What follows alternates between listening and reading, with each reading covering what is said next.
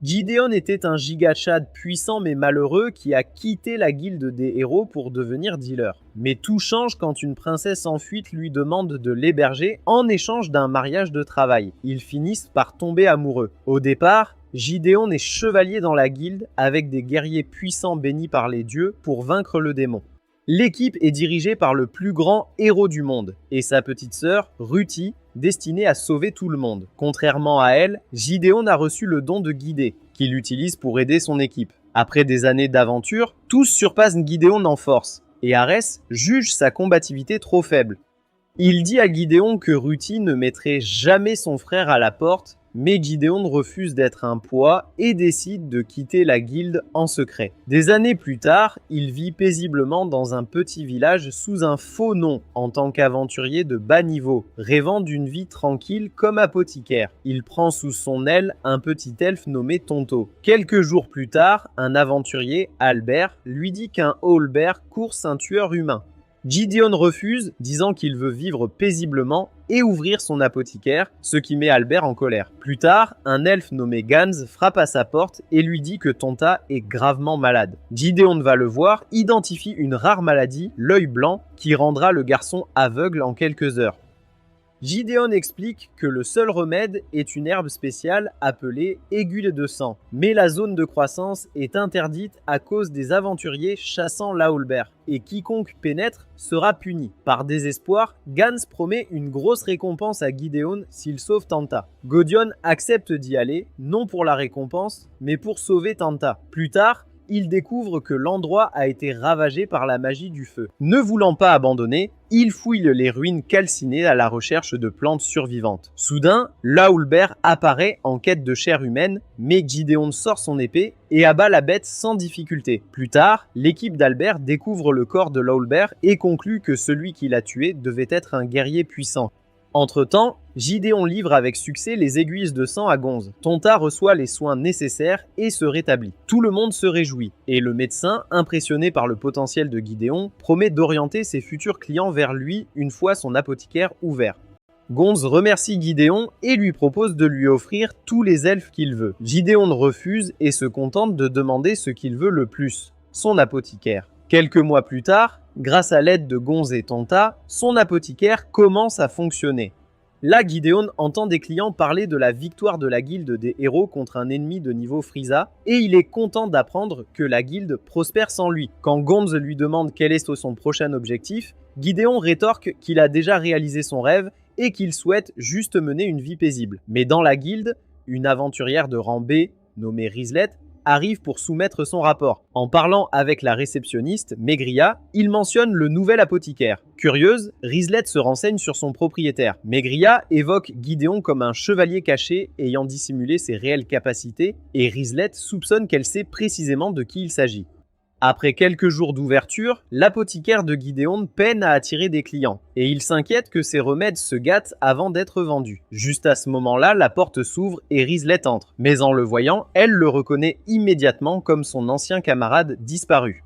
Ils s'assoient ensemble autour d'un thé et Gideon lui demande ce qu'une princesse du royaume de Lodrovaya fait comme aventurière au beau milieu de nulle part. Rizlet révèle qu'elle a quitté sa royauté alors qu'elle était sur le point de devenir reine pour éviter une guerre civile avec ses frères et sœurs. Quand elle l'appelle Gideon, il explique qu'il se fait désormais appeler Red, ce qui amuse Rizlet qui le taquine sur son choix. Gideon admet avoir pris son nom comme référence et Rizlet est flattée. Elle demande alors pourquoi quelqu'un qui a été membre du Conseil des héros se cache dans une ville comme Zoltan. Quand Gideon explique qu'il est devenu un poids pour le groupe et qu'il préfère partir, Rizlet s'énerve et dit qu'il était un chevalier capable et a aidé les héros dans leur mission. Voyant qu'ils n'ont plus de thé, Gideon prépare une nouvelle théière. Quand Rizlet en prend une gorgée, elle reconnaît le goût familier qui leur rappelle leurs aventures passées. À l'époque, Gideon et la guilde discutaient dans un bar de leur mission, quand un ivrogne a soudain approché une fille, lui proposant des grimaces. La fille était Rizlet, qui a facilement renvoyé le saoul. La guilde observait et Rizlet leur a dit qu'elle était une femme indépendante et que la princesse de Lagervia n'avait pas besoin de leur aide. Mais dans le présent, ils rigolent de cette déclaration gênante, puis parlent d'une autre mission où ils ont campé dans un village de montagne. Rizlet avait trouvé de utiles informations, mais n'avait accepté de les donner que si Gideon se penchait et se secouait comme un vrai Nicki Minaj.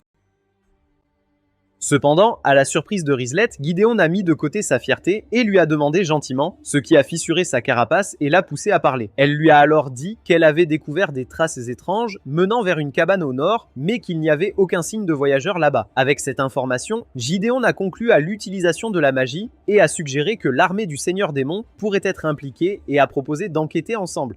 La fierté de Rizlet l'a empêché d'accepter l'offre et elle a insisté sur le fait que son cher royaume était capable de gérer ses problèmes sans l'aide de Gideon ou de ses acolytes. En entendant cela, Gideon a respecté sa décision, mais il a soudain sorti de délicieux cookies et les lui a proposés, disant que la nourriture se faisait rare dans les bois. Étant une gourmande dans l'âme, Rizlet a cédé et a commencé à les manger de ses mains, ce qui est devenu un souvenir précieux entre eux.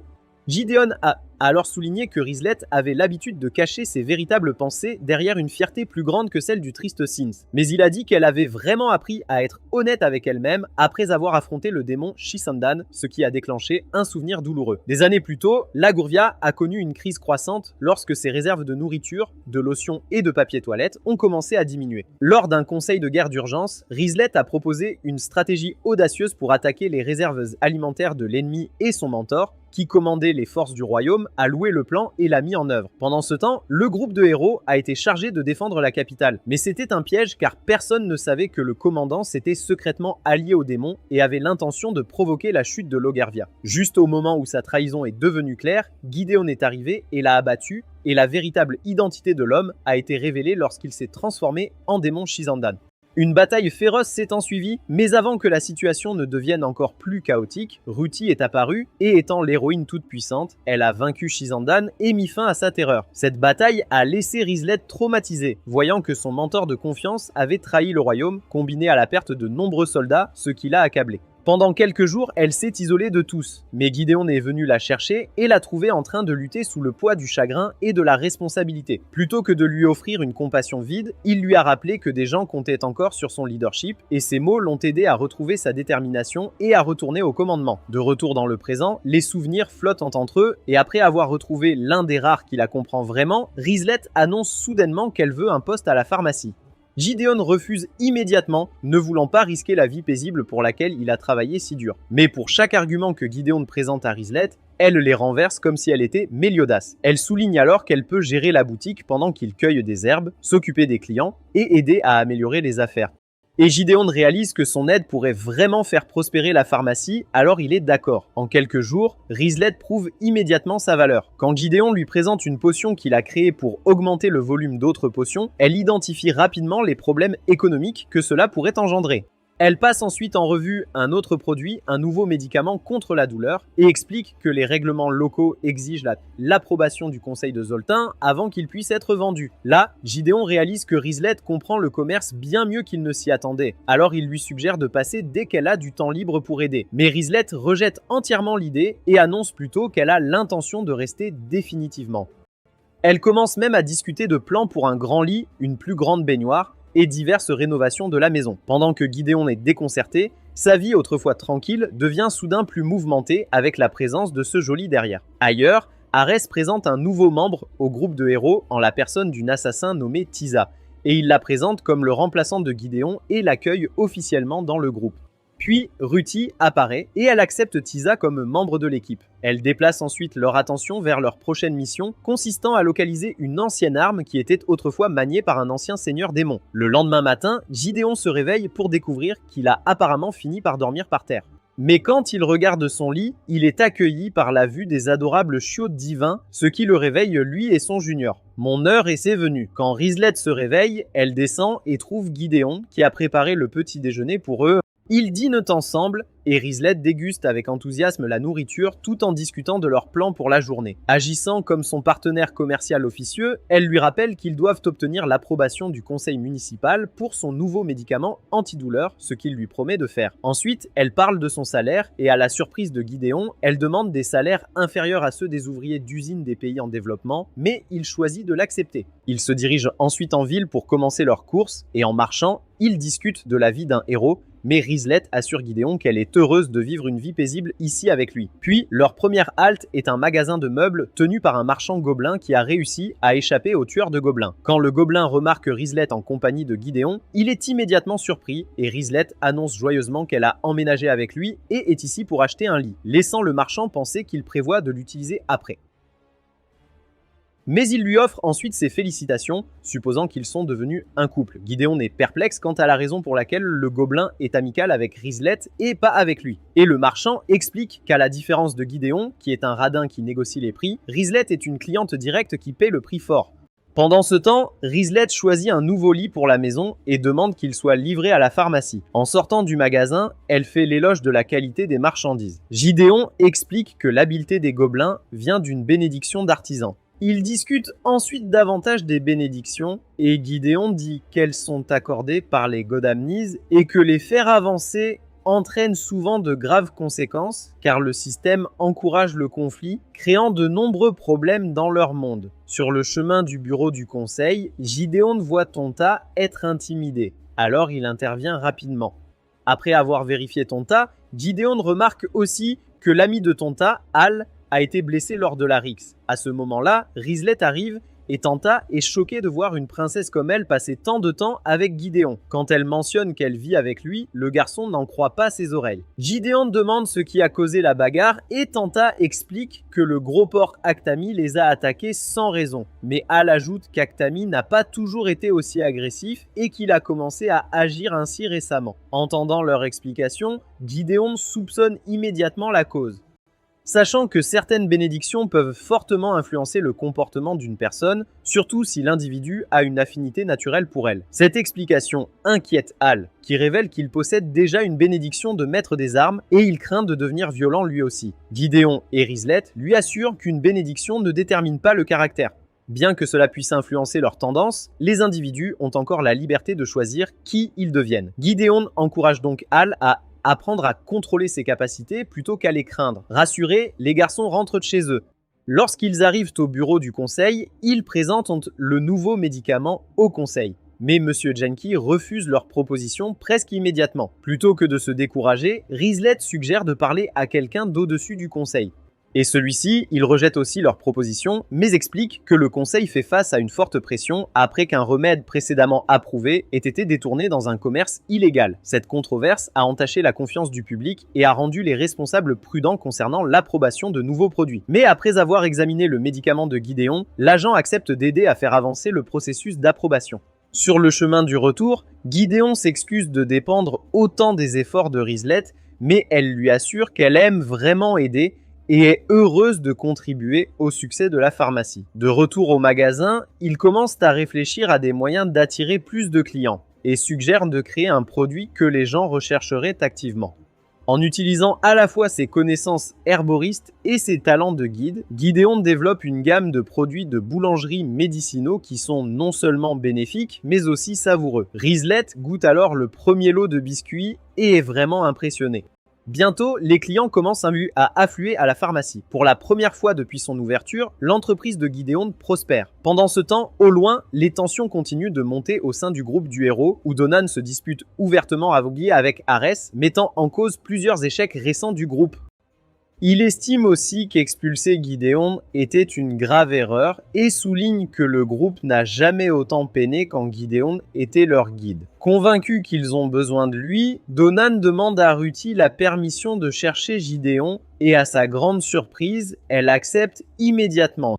Plus tard, Donan parle en privé avec Théodora de ses inquiétudes croissantes concernant Arès, révélant qu'un autre membre du groupe, Yarundraala, est déjà partie parce qu'elle désapprouvait le renvoi de Gideon. Bien que Donan ait souvent critiqué les capacités de combat de Gideon, il ne l'a jamais considéré comme un fardeau. Et maintenant, il est déterminé à retrouver son ancien compagnon et à le ramener dans le groupe du héros. Quelques jours plus tard, Gideon se réveille et voit Rizlet dormir sur son nouveau lit. Mais quand elle se retourne, il a les yeux rivés sur des guimauves juteuses, qu'il cesse immédiatement de regarder quand elle se réveille.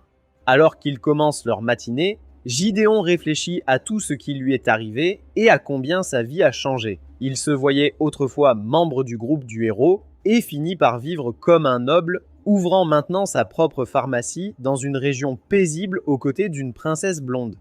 Plus tard, Rizlet a une super idée, boire de l'hydromel. Quand Gideon accepte, elle sort en acheter. À ce moment, l'aventurier arrogant Albert entre et accuse immédiatement Gideon d'avoir vaincu l'Olbert dans les montagnes. Gideon nie les accusations, disant qu'il n'est qu'un aventurier faible. Mais Albert refuse d'accepter cette explication, signalant que la blessure trouvée sur le monstre ne peut être faite qu'avec une épée en bronze, celle-là même que possède Gideon. Malgré les soupçons d'Albert, Gideon continue d'éviter de répondre directement. Et, furieux, Albert pointe son arme sur lui et exige qu'il avoue. Avant que la situation n'escalade, Rizlet revient soudainement et, dans un instant, elle livre le Wombo Combo spécial à Albert par rage, faisant comprendre qu'elle refuse que le père de son enfant soit menacé par un loser comme Albert. Albert, étant un vrai pleutre, recule et quitte rapidement la pharmacie. Juste après, Gideon parvient à calmer Rizlet et lui explique qu'Albert n'avait jamais vraiment l'intention de l'attaquer. Mais Rizlet est toujours en colère contre le comportement d'Albert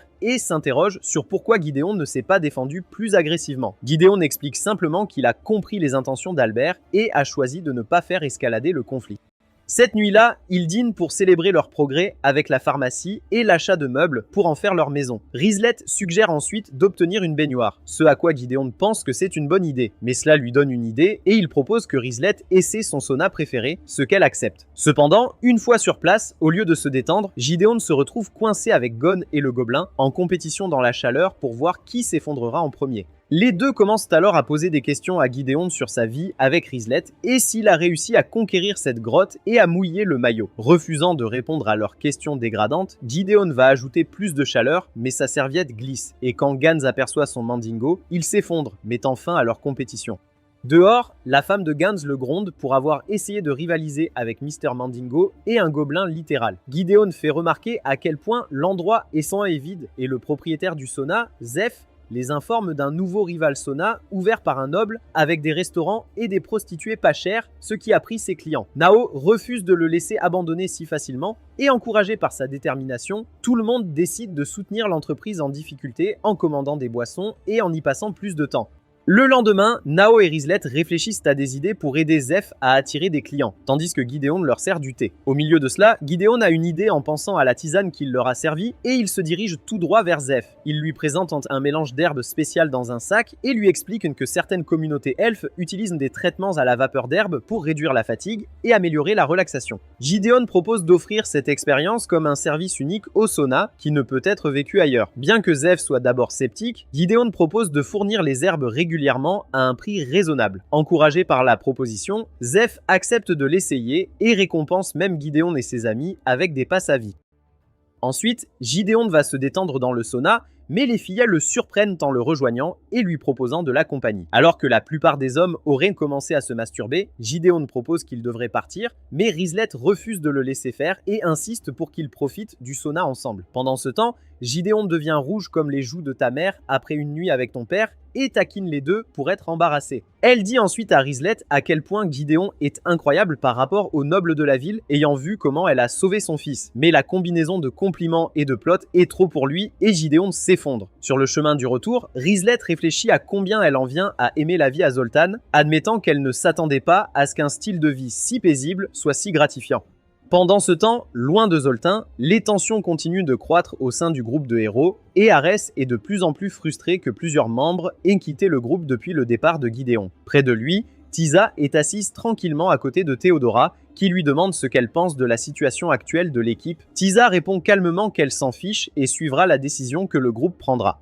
En voyant cela, Théodora exprime combien le groupe n'a jamais connu un tel niveau de conflit lorsque Gideon était encore avec eux. Et elle remet ouvertement en question pourquoi il a été retiré en premier. Elle espère discrètement qu'il reviendra. Le lendemain, alors que Gideon travaille à la pharmacie, un fonctionnaire de la guilde des aventuriers nommé Galantine arrive avec plusieurs de ses hommes. Le type exige immédiatement de parler à Rizlet, mais Gideon lui fait poliment savoir que le magasin n'est pas encore ouvert et lui demande d'attendre. Galantine insistait pour dire que c'est une question de vie ou de mort et essaie de le presser, mais Gideon parvient à calmer ce type et à le rendre patient. Pendant ce temps, Rizlet dit en privé à Gideon de garder les représentants de la guilde en attente un peu plus longtemps. Et alors que Galantine s'impatiente de plus en plus dehors, un représentant de la guilde des voleurs entre discrètement dans le magasin. Il présente à Gideon une précieuse pièce elfique et propose d'acheter le contrat de Rizlet. Gideon rejette sans hésitation la proposition, insistant sur le fait que Rizlet ne peut pas être acheté. Mais le voleur est impressionné par sa réponse et s'en va en laissant l'offre ouverte, au cas où Gideon changerait d'avis à l'avenir. Dehors, Rizlet refuse des propositions similaires de Galantine et de ses compagnons, qui continuent de hausser leurs offres. Mais elle fait clairement comprendre qu'elle s'est engagée à travailler aux côtés de Gideon dans son apothicairie. Et elle les avertit même que si Gideon est forcé de quitter la ville, elle partira avec lui. Gideon entend ce qu'elle a dit et est touché. Alors, en guise de cadeau, il l'appelle et lui offre un bracelet en ambre en signe d'appréciation et de leur partenariat. Voyant la douceur du cadeau, elle le taquine sur d'autres trucs à mettre à son doigt. Mais Gideon cherche à changer de sujet. Pendant ce temps, différents chefs de groupe d'aventuriers se réunissent en secret pour parler de Rizlet. Étant une aventurière respectée, sa décision de se retirer pour aider Gideon inquiète plusieurs organisations. Il conclut qu'elle est devenue imprévisible et décide de surveiller ses activités. Plus tard, Rizlet réalise à quel point sa nouvelle vie la rend heureuse et ses pensées la ramènent à ses voyages avec le groupe du héros. Cette mémoire évoque une période désespérée de l'histoire de la Jovia, où le royaume luttait contre les forces du seigneur démon. Au lieu de prendre la voie évidente, Gideon propose un chemin alternatif à travers les bois envoûtants, une région dangereuse redoutée par les humains et les démons. Dans un village près de la forêt, il rencontre une elfe nommée Yarendraala.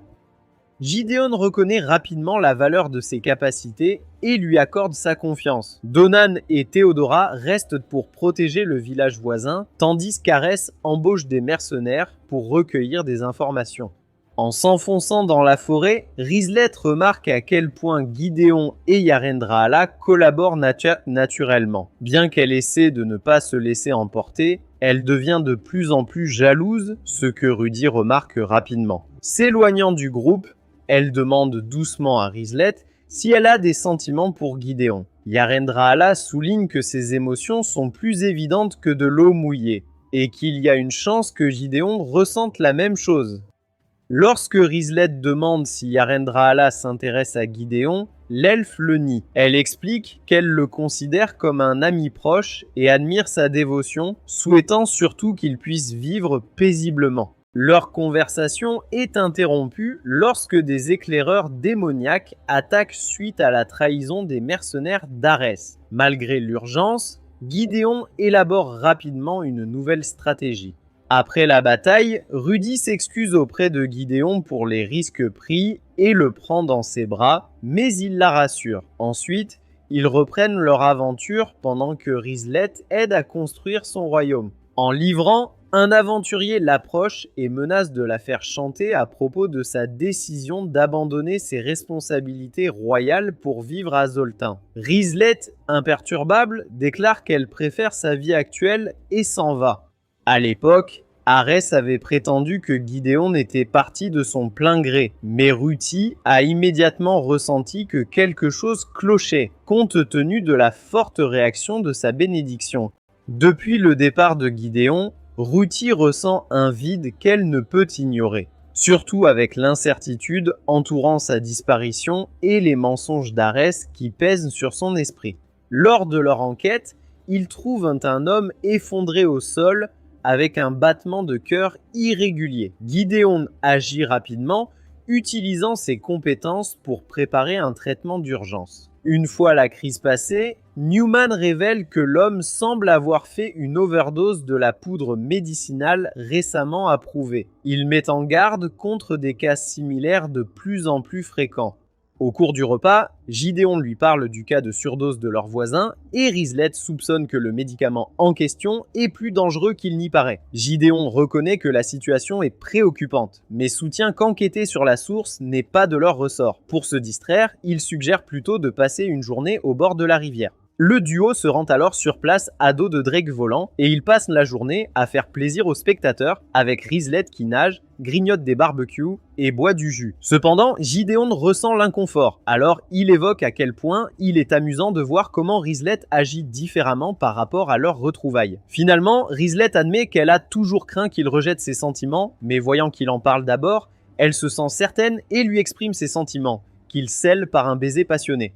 Pendant ce temps, loin dans le désert, le groupe du héros continue sa recherche de l'arme ancienne et Ares révèle que leur destination se trouve dans des ruines voisines enfouies sous le sable. Pendant que les préparatifs commencent, Tisa consacre son temps à rassembler de l'eau pour le groupe. Et en se reposant, elle demande à Ruti si elle dort parfois, soulignant qu'elle ne semble jamais se reposer correctement. Ruti explique que sa bénédiction de héros supprime de nombreux besoins humains normaux, y compris le sommeil, la faim, l'envie de gobeler un glizy et toutes les émotions inutiles qui pourraient l'empêcher d'être un vrai héros. Pour illustrer sa résilience, une violente tempête de sable balaye soudainement le désert. Alors que tout le monde se protège du vent, Ruti reste complètement indifférente, affichant ainsi la bénédiction divine de son héros.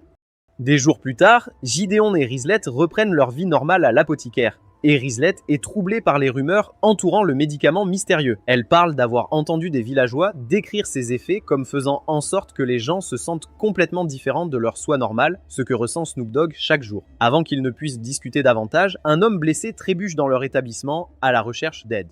Gideon commence immédiatement à le traiter pendant que Rizlet se précipite dehors pour enquêter, et à l'extérieur, elle trouve plusieurs membres de la guilde des voleurs semant le chaos dans les rues, apparemment sous l'influence du médicament mystérieux, et la situation dégénère rapidement en bagarre. Tandis que Rizlet gère facilement les attaquants, Albert arrive soudainement et met fin au combat sans perdre de temps, et Rizlet remet en question ses méthodes. Mais Albert écarte ses préoccupations et lui dit de se concentrer plutôt sur l'aide aux survivants. Leur échange devient rapidement tendu, mais aucune des deux parties ne pousse le conflit plus loin. Plus tard, Rizlet retourne à la pharmacie et raconte à Gideon tout ce qui s'est passé. Il écoute attentivement alors qu'elle décrit le comportement étrange des attaquants et les problèmes croissants entourant le médicament.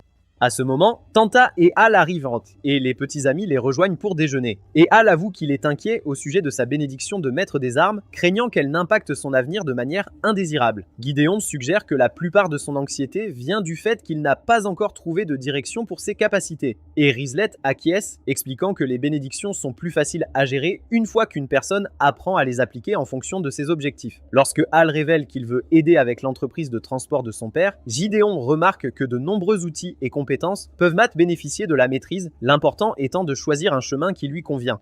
Encouragés par ses conseils, les garçons quittent l'apothicaire en se sentant plus optimistes. Plus tard, une femme nommée Ria du groupe d'Albert visite la pharmacie pour s'excuser de son comportement récent. Et bien que Rizlet soit encore sceptique, Ria explique qu'Albert travaille trop.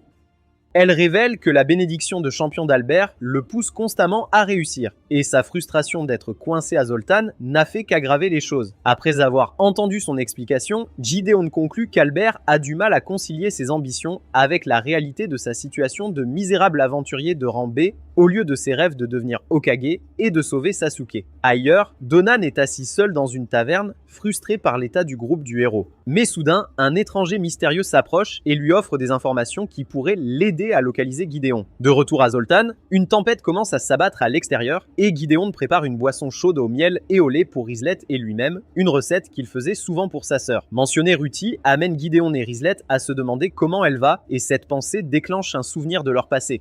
À l'époque, pendant un orage, le jeune Gideon a remarqué d'autres enfants recherchant du réconfort auprès de leur famille, criant de faux peurs face au tonnerre. Il a alors demandé à Ruti si elle avait peur, mais en raison de sa bénédiction de héros, elle ne ressentait aucune peur de l'orage. Cependant, Gideon lui a dit qu'il avait peur et lui a demandé de tenir sa main. Lorsqu'ils l'ont fait, Gideon lui a dit qu'il mentait et qu'il voulait simplement tenir sa main, ce qu'elle n'a pas déplu. Elle lui a alors dit qu'elle l'aimait, l'a pris dans ses bras et lui a demandé de faire des promesses sur l'avenir. Gideon lui a dit qu'il avait l'intention de devenir chevalier et de voyager à ses côtés un jour. Bien qu'il doive quitter son foyer pour poursuivre ce rêve, il a promis de revenir aussi souvent que possible. Rudy lui a demandé de lui apporter du lait chaud et du miel chaque fois qu'il se retrouverait et Gideon a accepté avec joie. Soudain, quelqu'un frappe à la porte de leur apothicaire et Gideon se précipite pour ouvrir, seulement pour trouver le docteur Newman dehors, portant un Hal inconscient dans ses bras. Alors qu'une violente tempête fait rage à l'extérieur, Hal est amené dans la pharmacie pour traitement. Ses blessures étant graves, pendant que Gideon l'examine, il se demande pourquoi le garçon était dehors par un temps si dangereux. Peu de temps après, Hal reprend conscience et panique immédiatement en voyant Gideon, Rizlet et le docteur Newman veillant sur lui. Une fois calmé, il explique qu'Adi May a perdu le contrôle et a attaqué ses parents avec une hache, comme Michael Myers. Réalisant la gravité de la situation, Gideon et les autres se précipitent chez Hal et y découvrent ses parents, inconscients mais en vie. Bien qu'il soit soulagé, Gideon comprend vite l'enjeu majeur avec Mullen, le père d'Achdemi, qui est capitaine de la garde. Un incident comme celui-ci pourrait déstabiliser toute la ville. En quelques jours, sa peur se réalise. Alors que la nouvelle circule et qu'Ademi disparaît, les tensions montent à Zoltin. Des résidents en colère demandent des réponses et de la justice, tandis que beaucoup s'impatientent face à ce qu'ils perçoivent comme la lente réaction des gardes. Les parents d'Hal se remettant à l'infirmerie, Hal reste temporairement sous la garde de Gideon et Rizlet. Pendant le petit déjeuner, Hal demande à Rizlet si elle peut lui enseigner l'escrime. Elle accepte et ils commencent à s'entraîner dehors. Bien qu'Hal soit impatient de prouver qu'il est Zoro, il peine à toucher Rizlet malgré les 2 grandes cibles sur son torse. Regarde leur entraînement, Gideon loue ses talents d'enseignante, mais elle attribue modestement ses progrès à la bénédiction de maître d'armes d'Hal. Cependant, elle craint de ne pas être faite pour enseigner à long terme, mais Gideon la rassure en lui disant qu'elle est parfaite pour cela, et elle le remercie chaleureusement pour ses encouragements. Leur leçon est interrompue quand Gans et Nao arrivent en panique, révélant que la garde a récemment emmené Tonto pour l'interroger. Inquiets, Gideon et Rizlet se dirigent vers la guilde des aventuriers pour demander de l'aide à Galantine.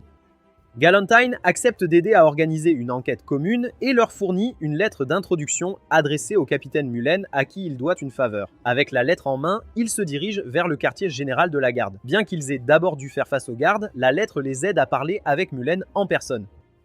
À l'intérieur, Tonton est réuni avec ses parents et tout le monde est soulagé de voir qu'il va bien et que les gardes ne l'ont pas blessé. Mullen explique qu'il souhaitait seulement interroger le garçon et n'était pas au courant que ses subordonnés l'avaient traité aussi durement. Il s'excuse pour l'incident et ordonne la libération de Tanta immédiatement. Lorsque Gideon lui demande des réponses concernant Adam, Mullen explique que la ville devient de plus en plus divisée. Certains citoyens commencent à croire que l'attaque n'a pas eu lieu comme reporté et accusent d'autres de cacher la vérité. Hal insiste sur le fait qu'il a été témoin des actes d'Adem. Mais à leur grande surprise, Tanta prend la défense d'Adem, se souvenant que le garçon s'est excusé après leur affrontement précédent et a souvent parlé de devenir un garde pour aider les gens. Après cela, Mullen demande à parler en privé avec Gideon et Rizlet, et il admet manquer d'options, et leur demande de l'aide pour retrouver son fils. Quand Gideon lui demande si Ardami a pu utiliser la drogue mystérieuse, Mullen rétorque avec colère que son fils ne serait jamais un drogué. Gideon fait remarquer que le comportement d'Adam ressemble à plusieurs incidents récents impliquant des consommateurs de drogue. Mais sans quelqu'un ayant une compétence d'appréciation, ils n'ont aucun moyen de confirmer leurs soupçons. Plus tard dans la journée, alors qu'Hal est seul à l'apothicaire de Gideon, un visiteur mystérieux portant des lunettes s'approche. Et quand Gideon revient, il constate qu'Hal a l'air nerveux. Gideon propose un entraînement supplémentaire pendant que Rizlet s'occupe de ses affaires. Ensuite, Hal demande pourquoi quelqu'un d'aussi capable que Gideon reste un aventurier de randée, et Gideon explique que les rangs ne reflètent pas toujours les vraies compétences ou la valeur d'une personne. Alors que leur conversation se poursuit, Hal révèle que l'inconnu lui a offert une épée et prétendait qu'elle venait de quelqu'un lié à Big Hawk, le chef de la guilde des voleurs, et a suggéré que cela pourrait l'aider à devenir un grand guerrier. Souvenant des sages paroles de Théodora, Gideon encourage Hal à réfléchir soigneusement au type de personne qu'il souhaite devenir et à la manière dont il compte utiliser ses talents. Pendant ce temps, Rizlet traque un dealer de narcotiques suspect. Mais juste au moment où elle est sur le point de l'arrêter, l'homme explose soudainement avant de pouvoir être interrogé. Quelques instants plus tard, plusieurs assaillants émergent des ombres et l'entourent. Mais avant que l'embuscade ne puisse réussir, un étranger encapuchonné intervient et les repousse. Là, le sauveur encapuchonné se révèle être Donan, le combattant du groupe de héros. Il explique qu'il cherchait Gideon, mais après avoir vu qu'il semblait heureux dans sa nouvelle vie, surtout avec la belle blonde à ses côtés, il décide de ne pas intervenir. Donan partage ensuite une découverte troublante. Les assaillants n'étaient pas des criminels ordinaires, mais des démons traqueurs. Après avoir échangé des informations, Rizlet rentre chez elle. De retour à la pharmacie, Gideon lui parle de l'épée qu'Hal a reçue, et grâce à ses connaissances magiques, Rizlet détecte immédiatement un sort de localisation caché dans l'arme, prouvant que celui qui a donné l'épée à Hal s'intéresse clairement à suivre ses mouvements, une découverte troublante qui les rend mal à l'aise. Le lendemain, des manifestations éclatent dans toute la ville, et Gideon apprend que Big Hawk finance secrètement les manifestations, probablement pour distraire la garde pendant que de plus grands complots se déroulent dans l'ombre. Pendant ce temps, le groupe de héros continue d'explorer d'anciennes ruines, et lorsqu'un énorme démon apparaît, Ruti ordonne à Taisai de continuer à chercher l'arme ancienne pendant que le reste du groupe s'occupe de la menace. Sans transpirer, Ruti défait le monstre aisément. Puis, elle se tourne vers Arès et lui dit clairement qu'elle couvrait les faiblesses de Gideon, mais qu'elle n'a pas l'intention de faire de même pour lui. Juste à ce moment-là, Tys revient avec des nouvelles qu'elle a localisé le trésor caché dans les ruines, l'ancienne navette d'un ancien seigneur démon. Alors que le groupe monte à bord, Taesai demande à Ruti si elle souhaite aller quelque part. Ruti admet tranquillement qu'il y a un endroit qu'elle veut visiter plus que tout, mais son devoir en tant qu'héroïne doit passer en premier, alors son souhait devra attendre. Pendant ce temps, le lit double de Gideon et Rizlet est arrivé, et le couple se couche côte à côte, s'embrasse avec passion, mais entend Hal encore réveillé et décide de stopper l'intrigue, sachant que le grincement du lit les trahirait. Le lendemain matin, un loyal de Big Hawk coinçait un homme encapuchonné qu'il croyait être Hal, mais à leur horreur, c'est Rizlet qui vient ruiner leur plan. En se préparant à attaquer, Rizlet les rencontre directement et leur met une raclée. Cependant, elle se rend compte que l'un d'eux n'est pas humain, et le type se révèle être un démon à hache. En même temps, l'homme mystérieux qui a donné l'épée à Hal, Godwin, revient à la pharmacie et à la surprise d'Hal, les gardes laissent entrer l'homme. Et il révèle qu'il savait que Rizlet allait essayer de les devancer, donc il a décidé d'avoir un plan de secours. Il kidnappe Nal et l'emmène directement à Big Hawk. Le gobelin se présente et se vante d'avoir gagné du pouvoir en éliminant ceux qui se mettaient en travers de son chemin. Il révèle qu'il est responsable de la distribution de la substance connue sous le nom de bénédiction du diable à travers Zoltan. Selon lui, la drogue est fabriquée à partir des cœurs de 50 démons à hache et accorde aux gens une bénédiction supplémentaire. Il dit ensuite que son dernier plan est d'utiliser Hal comme symbole pour motiver les citoyens mécontents. Quand Hal hésite, Big Hawk continue de le manipuler, insistant sur le fait qu'Adinami a attaqué la famille d'Hal et que vaincre quelqu'un avec 2 bénédictions augmenterait considérablement le pouvoir d'Hal. Hal accepte l'épée, mais au lieu d'attaquer Adinami, il coupe les cordes qui le lient et déclare courageusement qu'il n'utilisera pas son arme pour le mal. Furieux, Big Hawk essaie une autre tactique en offrant une hache à Ademi, espérant que la bénédiction du diable l'influencera. Mais avant qu'Ademi ne puisse la prendre, une silhouette encapuchonnée apparaît et le désarme instantanément. Et alors que Gideon le regarde partir, il réfléchit à la façon dont le garçon a grandi et espère que son voyage l'aidera à trouver son propre chemin. Au camp des héros, Arès lutte pour cacher sa frustration en voyant Rudy partir avec TS. À bord du vaisseau, il le laisse et Théodora derrière. Théodora remarque franchement que le héros peut parfaitement accomplir sa mission sans son aide. Mais en vérifiant la tente de Rudy, elle découvre que le héros a laissé plusieurs affaires personnelles, dont son insigne. Pendant ce temps, à Zoltan, Shisanin continue d'opérer sous l'identité de l'aventurier utile, Bui. Après avoir rapporté l'achèvement de plusieurs quêtes à Maigria à la guilde, il obtient officiellement une promotion au rang B, surprenant les autres aventuriers. L'objectif de Ruti est de localiser un pharmacien capable de reproduire la bénédiction du diable. Elle révèle qu'elle a déjà confronté Bélial et Albert et ils lui ont montré le médicament en expliquant ses effets. En apprenant que ce médicament peut affaiblir sa bénédiction, elle le boit d'un seul coup. Cependant, Ruti dit que puisque les malédictions ne fonctionnent pas sur elle, elle ne sera pas affectée et le prouve. En expérimentant la substance, elle découvre qu'elle affaiblit temporairement les effets de sa bénédiction, lui permettant de vivre des émotions plus naturellement. Tisa écoute calmement, puis elle demande pourquoi Ruti l'a choisi comme compagnon. La réponse de Ruti est simple. Tisa est l'une des rares personnes qui la traite normalement sans devenir nerveuse simplement parce qu'elle est près du héros. De retour à la pharmacie, Gideon fait face à un tout autre problème avec l'hiver qui arrive. Sa pharmacie est presque vide et son commerce ralentit alors que la plupart des habitants préfèrent rester à l'intérieur pendant le froid. Elle lui parle de chaufferettes utilisées à la Gervia, mais dit que le problème est que les produire nécessitent des connaissances alchimiques avancée. À sa grande surprise, Gideon révèle qu'il a découvert une méthode alternative, mais il hésitait à l'essayer, craignant un désastre. Le lendemain, Gideon distribue des échantillons en ville et rapidement, la demande pour les chaufferettes se propage dans tout Zoltan, apportant un coup de pouce très nécessaire à son commerce pendant l'hiver. Pendant ce temps, Ruti et Tisa arrivent enfin près de Zoltan.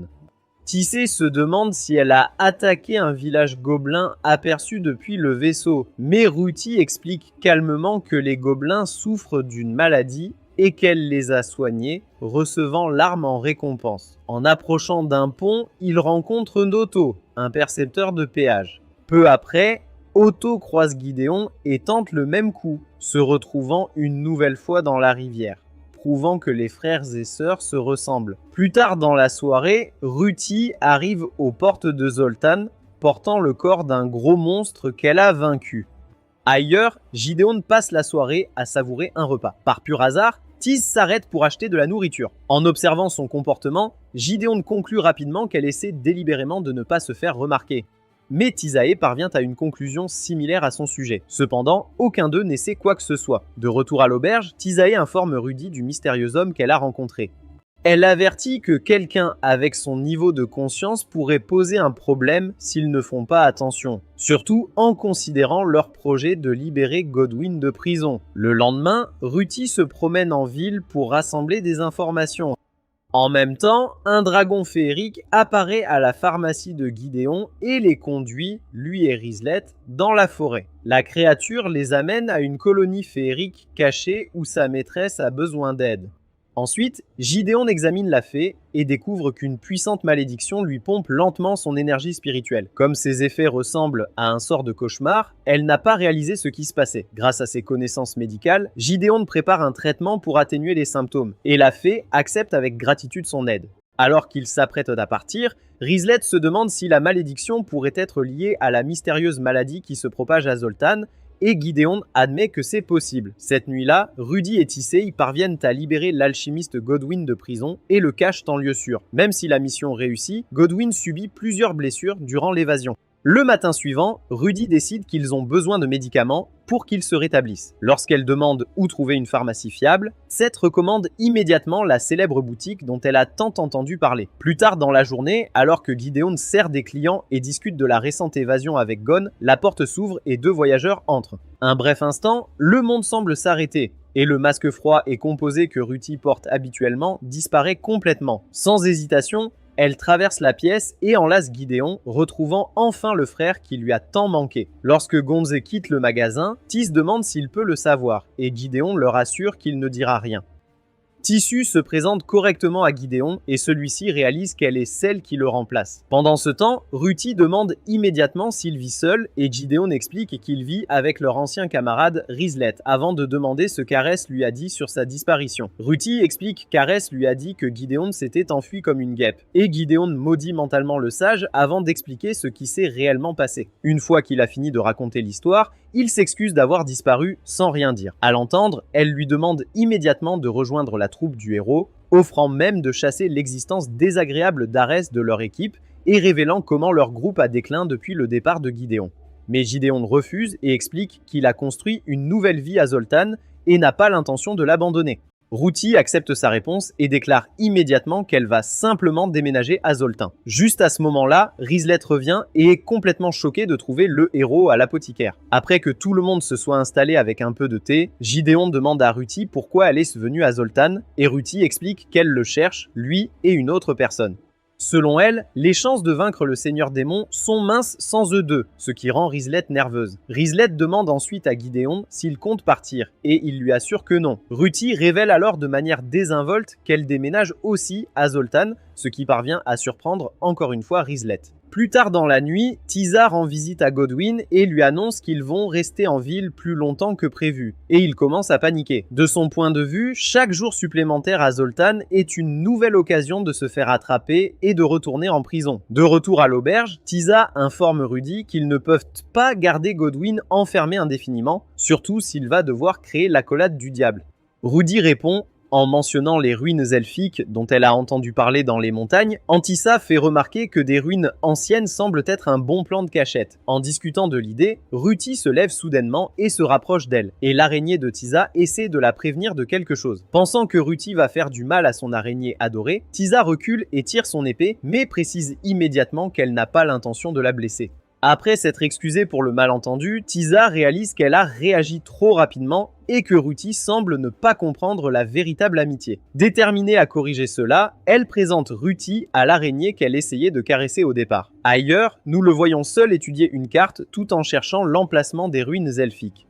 Par la suite, il vérifie un cristal et se plaint en remarquant qu'il n'a pas accumulé assez d'énergie magique et il ne tarde pas à réaliser que quelqu'un interfère avec sa malédiction. Le lendemain, Rudy essaie d'aider à la pharmacie de Gideon, mais son aura intimidante fait fuir les clients. Et pour éviter que son entreprise ne s'effondre, Gideon décide de l'emmener se promener en ville. Leur premier arrêt est le sauna. Et quand Zeph voit l'expression de Ruti, le vieil homme faillit faire une crise cardiaque. Gideon explique rapidement qu'elle est sa sœur, ce qui pousse Zeph à s'excuser.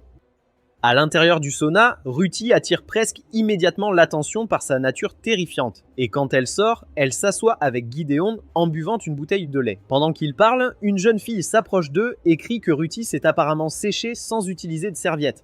En entendant ce phénomène, tout le monde s'intéresse à elle, apprend qu'elle est la sœur de Gideon et commence à la féliciter immédiatement. Sur le chemin du retour, Ruti s'excuse d'avoir attiré autant l'attention sur elle, mais Gideon lui assure qu'il ne s'en préoccupe pas. Au contraire, il admet qu'il aime présenter sa sœur à tout le monde et qu'il est heureux que les gens l'aient reconnue. Pendant ce temps, Arès poursuit sa mission douteuse pour retrouver Ruti. Pendant ce temps, Théodora et Albert discutent des événements récents. Albert admet qu'un héros aussi puissant que Gideon n'est jamais devenu un champion. Et Théodora lui rappelle que chacun peut choisir sa vie, peu importe leur bénédiction. De retour à Zoltin, Gideon sert du lait chaud et du miel aux filles et donne même de l'eau sucrée à l'araignée de Tisa. Il propose ensuite aux filles de prendre un bain avant de retourner à l'auberge et Ruti demande immédiatement si elle peut se baigner avec lui. Gideon lui rappelle qu'ils sont trop vieux pour ça.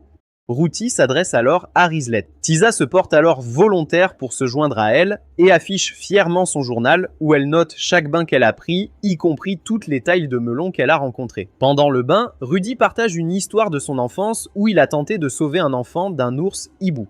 Cependant, le monstre était plus fort qu'elle malgré sa bénédiction et croyant qu'elle allait mourir, elle a appelé Gideon. Presque immédiatement, il apparaît et après avoir vaincu l'ours hibou, il s'excuse d'être arrivé en retard et la réconforte. Pendant que l'histoire continue, Ruti explique comment la bénédiction du héros a progressivement affecté ses émotions et sa capacité à s'exprimer. Soudain, Ruti commence à pleurer et admet qu'elle ne veut plus être l'héroïne. Elle se sent éloignée de l'amour et de la connexion avec les autres. En entendant cela, Rizlet et Tizé sont profondément émus et décident sur le champ de l'aider à échapper au destin qui lui a été imposé.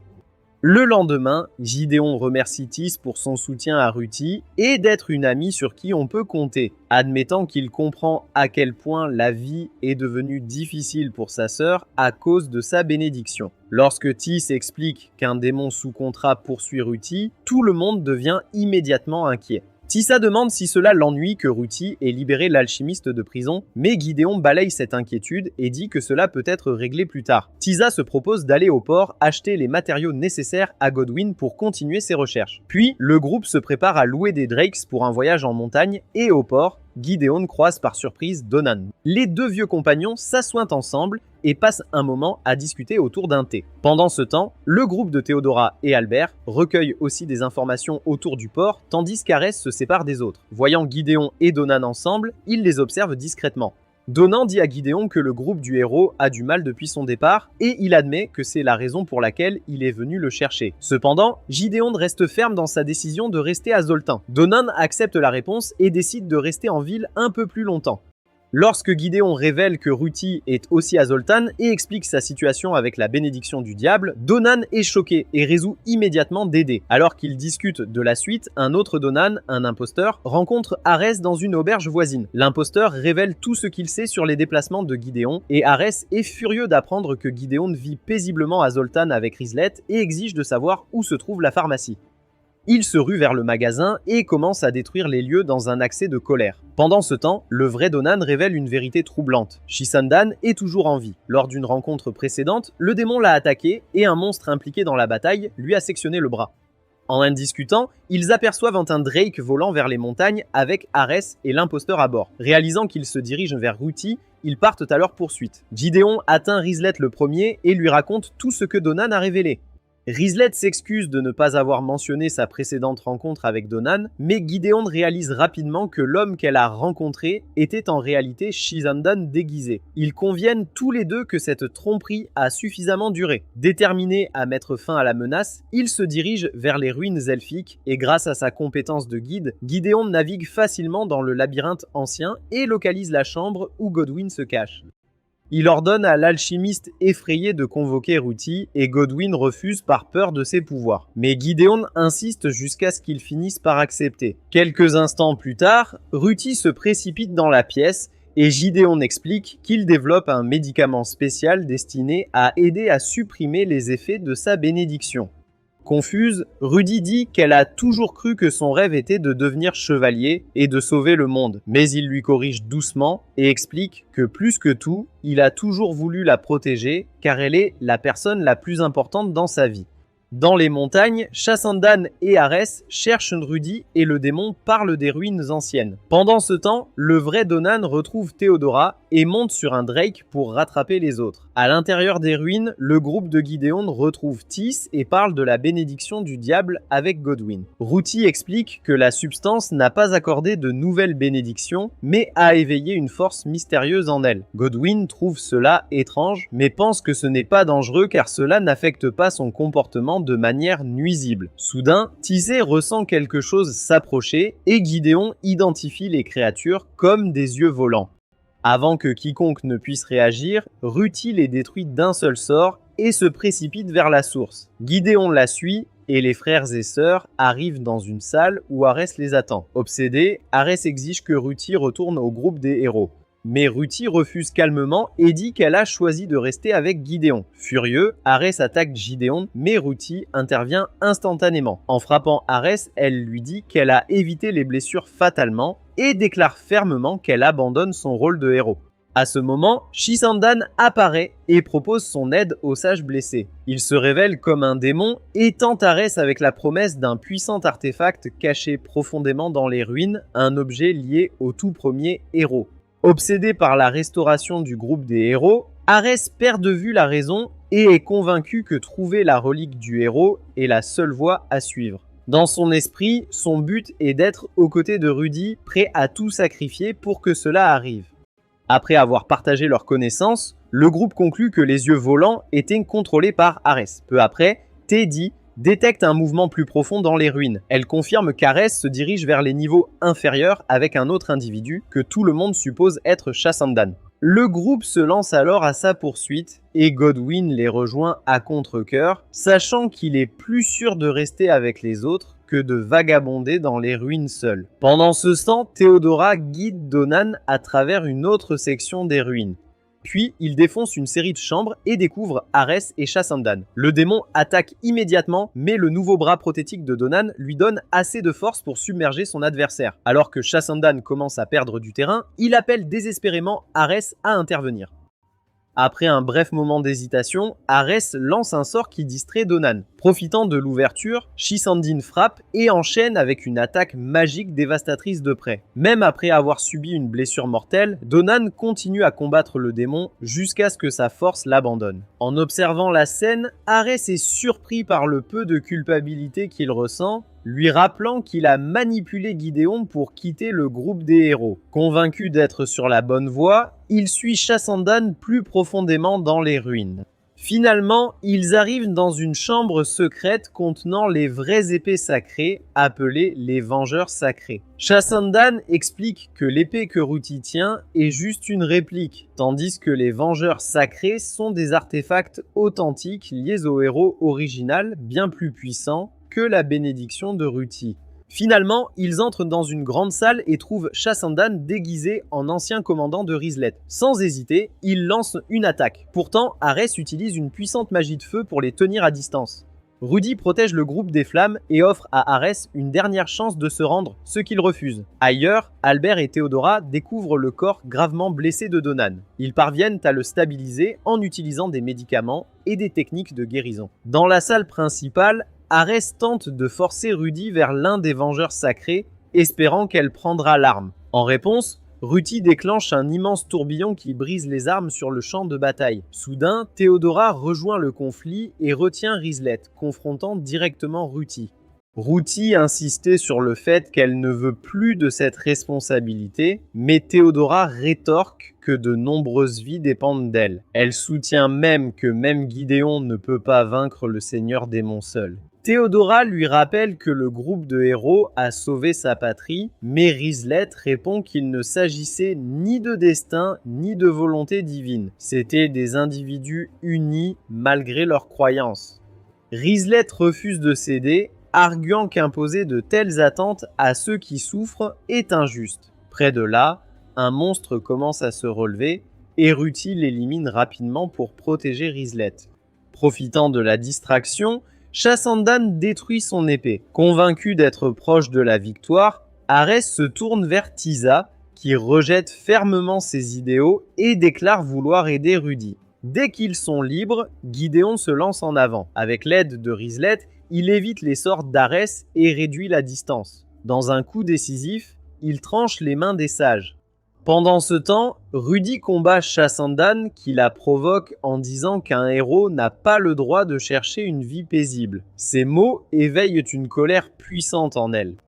Peu après, Rudy revient vers les autres mais tourne soudainement son attention et attaque Gideon pendant qu'il soigne Théodora. Sans hésiter, Thysa se place entre eux et se sacrifie. Gideon dépose doucement la blessée Thysae avant d'affronter Rudy, qui est maintenant sous l'emprise du pouvoir du héros. Dans un mouvement, il lui arrache son arme.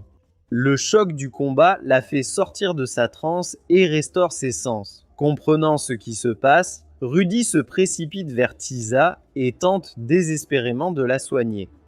À ce moment-là, Théodora s'avance et guérit Thysa. Elle avoue avoir trahi Rudy, pensant que le chemin du héros est le seul moyen de sauver le monde. Elle comprend que le fardeau d'être héros est plus cruel et solitaire qu'elle ne l'avait imaginé. Alors que Théodora se prépare à assumer ses actes, Albert intervient. Rudy avoue qu'elle n'a jamais voulu être héroïne et souhaite tout simplement avoir une vie ordinaire. Elle dit même que la détermination de Théodora la rend plus héroïque qu'elle. Inspirée par leur point de vue, Théodora se demande si elle peut suivre un chemin différent dans la vie. Et Gideon l'encourage à croire que les gens ne sont pas liés aux règles des bénédictions. Rudy et Thysée la rejoignent et pour la première fois depuis des années, Rudy ressent vraiment le froid. Ravie, elle prend son petit déjeuner avec ses amis. Elle évoque même un nouveau rêve d'acheter une ferme pour cultiver des herbes médicinales. Le groupe assiste ensuite aux funérailles d'Eiry pour prier pour son âme. Mais avant de partir, il s'inquiète de la capacité de Chassandan à manier les épées sacrées. Gideon suppose qu'une autre arme sacrée pourrait encore exister quelque part, suggérant des mystères à découvrir. Quelques jours plus tard, Gon répare l'apothicaire et après son départ, Rizlet confesse sa peur que Gideon parte un jour sans revenir. Voyant combien de personnes dépendent de lui, elle craint que quelqu'un d'autre ait besoin de ses conseils plus qu'elle. Cependant, Gideon la rassure, affirmant qu'elle est la raison pour laquelle il revient toujours. Il admet qu'en se retrouvant à Zoltin, son acceptation et son soutien l'aident à guérir de sa douleur. Il la prend dans ses bras et lui dit que son voyage se termine avec elle, car il veut être avec elle pour toujours. Rizlet commence à pleurer et il s'enlace jusqu'à la nuit. Puis, enfin, en paix, ils partagent un moment intime au lit, se chatouillant et se prenant dans les bras. Ils avouent alors leur amour et concrétisent leur relation. Après des heures de sueur et de cris, ils parlent de leur futur, promettant de vieillir ensemble. Le lendemain matin, Gideon passe du temps avec Rudy comme un frère ordinaire.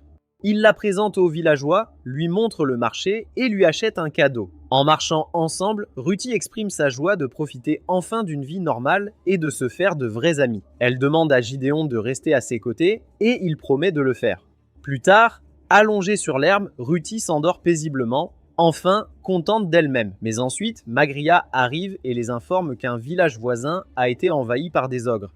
et que plusieurs aventuriers ont été capturés. Sans hésiter, Ruthie se propose d'aider, et Tissé remarque que même si Ruthie ne veut plus être l'héroïne, elle choisit pourtant d'aider les autres. Gideon lui souhaite bonne chance et promet de préparer son lait chaud et miel préféré à son retour. Une douceur parfaite pour une vraie héroïne. Si vous regardez ce résumé d'animé jusqu'à la fin, commentez de vrais héros, c'est tout pour cette vidéo.